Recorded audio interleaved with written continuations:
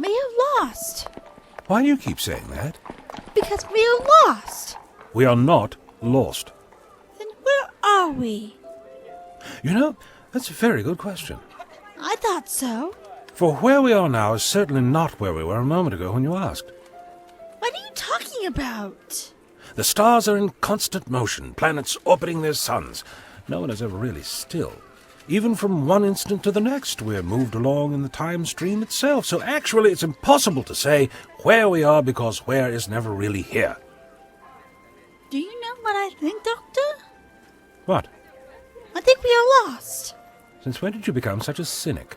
You could not even find the TARDIS. I'd hardly call that my fault. The homing beacon won't lock onto the ship.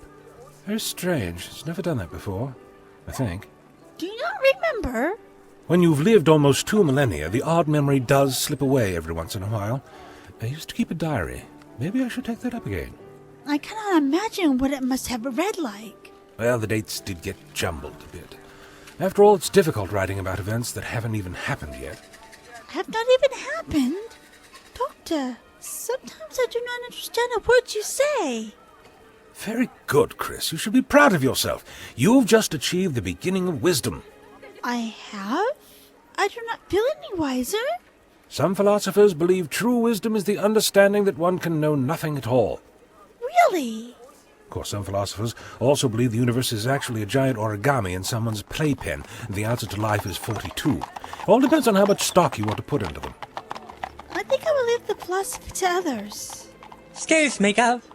Spare a tuppence for a poor Christian soul, would you? Tuppence?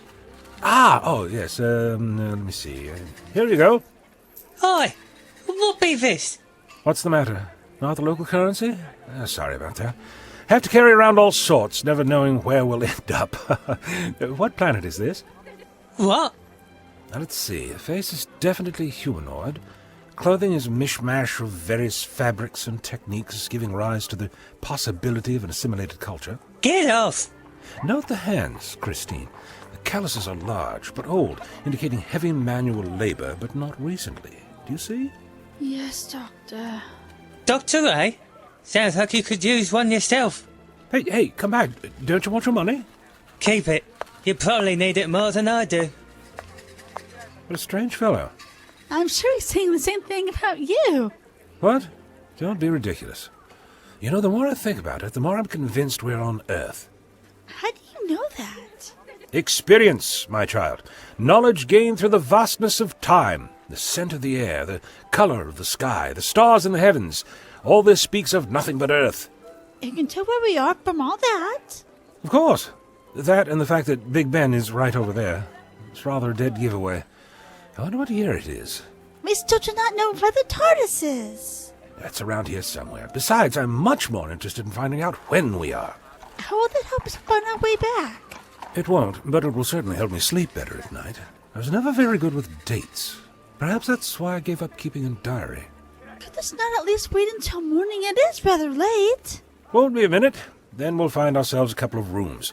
There's a nice fellow over there who looks like someone who might know the date. Wait here, Chris. Excuse me, would you... just a moment. Would you happen to know whether... I am sorry. What is... Doctor! Doctor! I say, Chris, what an odd people it is who make up this civilization. Doctor! I asked that fellow over there what year it is. He looks at me like I'm some sort of nutter. Me, of all people. Doctor! And then he just ignored me, like you're doing now. Downright rude, if you ask me. Doctor! Did you see that man who just ran into me? Man? No, why? He had blood on his hands. What? Are you sure? It was splattered all over his arms and down his front. He was trying to cover it with his cloak. Which way did he go? Down the street. Wait here. What? Doctor, do not leave.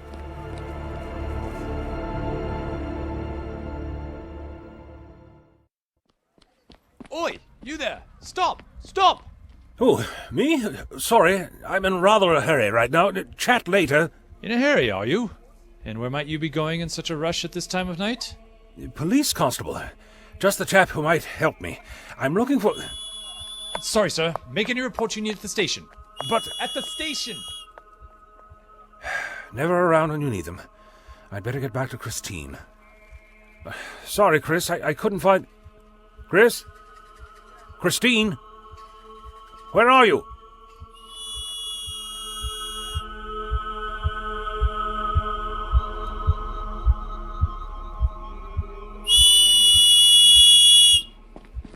All right, what's all this noise about? Inspector Aberline. In there, sir.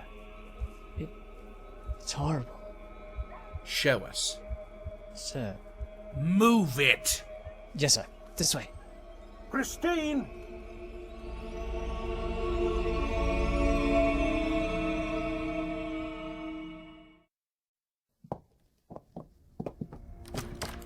Right in here, Inspector. It's just like the others, isn't it? No, it's not. Each time it seems to get worse. Has anyone else been in here? No, sir. I only came across it because I was in here on some other business. Door was open a bit and you could see directly in. You shut the door when you left? Yes, sir. I didn't want anyone else to see. It's another one, isn't it? Another... All right, Constable, we'll take it from here. You just make sure no one gets curious. Understand?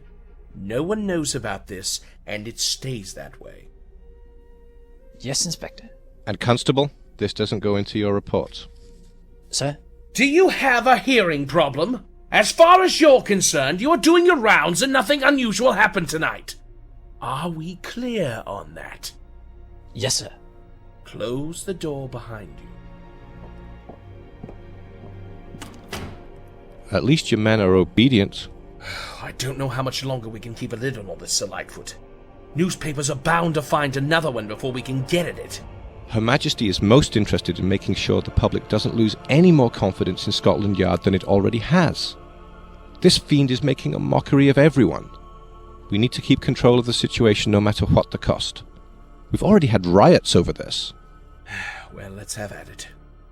Victim's age is unattainable at present due to severe mutilation of the face. Time of death must have been very recent, though. I'll inquire of the proprietor as to the identity of the poor girl. Discreetly, of course. I'll tell him she's been picked up for prostitution.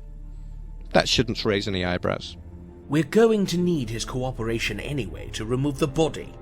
The last one was more interested in talking to the papers. We won't have that. If the innkeeper can't be persuaded one way, there are always others. Very good, Inspector. I'll start making the necessary arrangements for the coroner to examine the body. Maybe this one can tell us something the others couldn't. Christine!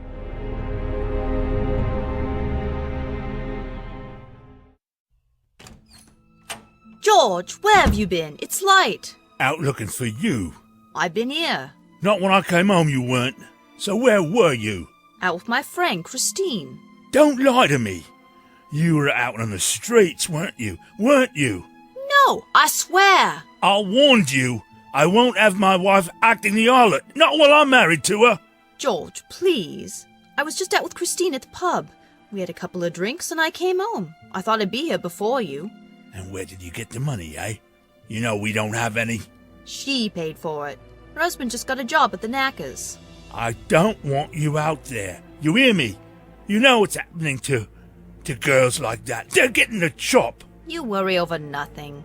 I just don't want you out there, understand? Of course. I can take care of us. I'll find work. It'll be all right. I know it will. Now come to bed. Everything will be better in the morning. You mind me? Yes, George. I swear to God, I'm not going back to that life again. All right. All right.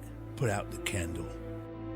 George, there's always the church. I already told you my family will not be taking any charity. I'll have another go at it tomorrow. Good night.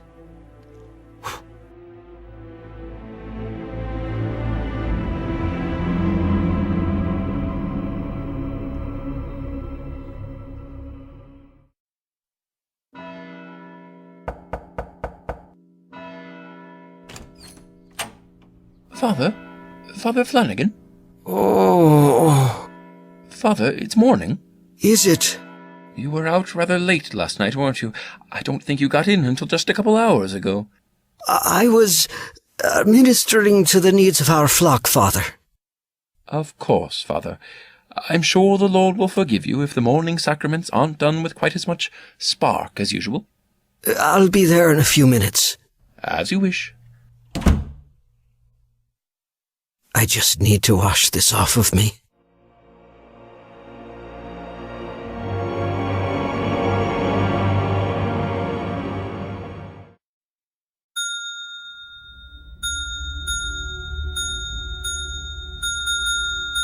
Would you stop ringing that bell, sir?